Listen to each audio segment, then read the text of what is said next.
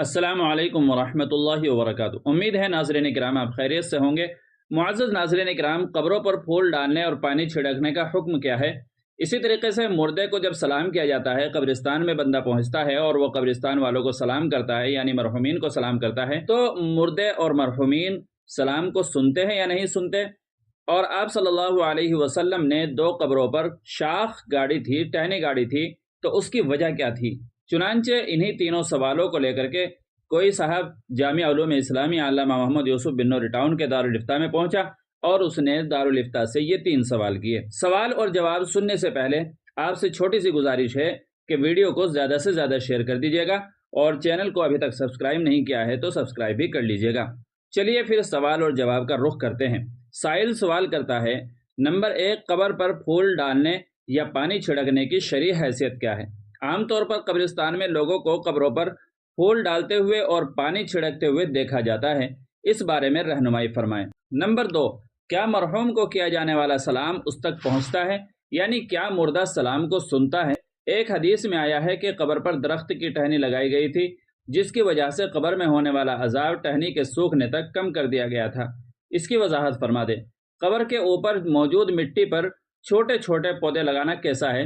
کیا یہ عمل بھی اس درخت کی ٹہنی لگانے جیسا ہوگا جس کا احادیث میں تذکرہ ملتا ہے؟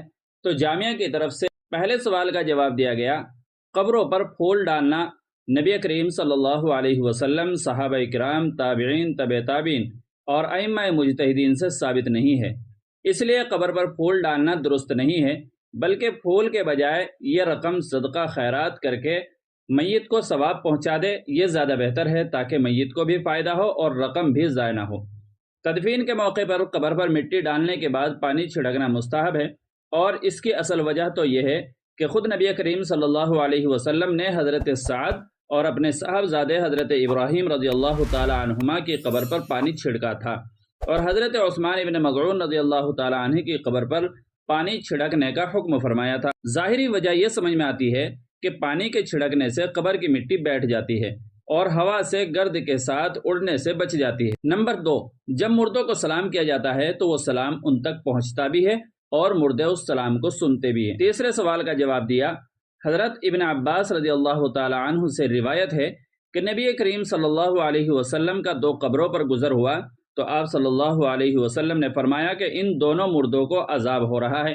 پھر آپ صلی اللہ علیہ وسلم نے کھجور کے درخت کی ایک تر شاخ لے کر اسے درمیان سے چیر کر 2 حصے کر دیا، پھر ایک حصہ ایک قبر پر اور دوسرا حصہ دوسری قبر پر گاڑ دیا۔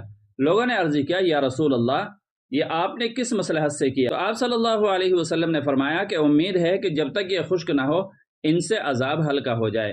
مشکوٰۃ شریف کی یہ روایت ہے۔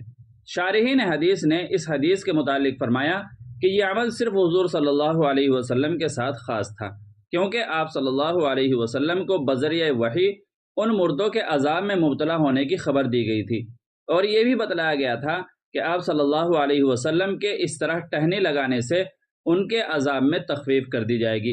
اس لیے آپ صلی اللہ علیہ وسلم نے یہ عمل صرف انہی 2 مردوں کی قبر کے ساتھ کیا تھا۔ عمومی طور پر آپ صلی اللہ علیہ وسلم کا معمول قبروں پر ٹہنی گاڑنے کا نہیں تھا۔ رسول اللہ صلی اللہ علیہ وسلم کے بعد تو کسی کو بذریعہ وحی یہ بات معلوم نہیں ہو سکتی کہ کس قبر والے کو عذاب ہو رہا ہے اور کس کو نہیں۔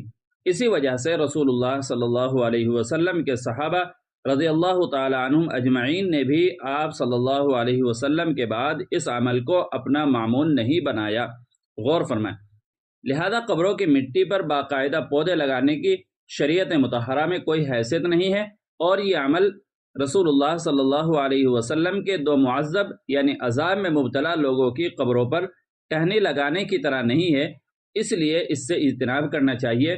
اس بارے میں تفصیلی کلام اور دلائل حضرت مولانا محمد یوسف لدھیانوی رحمۃ اللہ علیہ کی کتاب اختلاف امت اور صراط مستقیم میں دیکھے جا سکتے ہیں۔ واللہ تعالی عالم۔ دارالفتہ جامعہ علوم اسلامی علامہ محمد یوسف بن نور ٹاؤن۔ تو ناظرین کرام، ویڈیو اچھی لگی ہو تو لائک اور شیئر کر دیجیے گا، اور چینل پر پہلی بار آئے ہوں تو سبسکرائب بھی کر لیجیے گا۔ چلیے پھر ملتے ہیں اگلے کسی ویڈیو میں۔ السلام علیکم ورحمۃ اللہ وبرکاتہ۔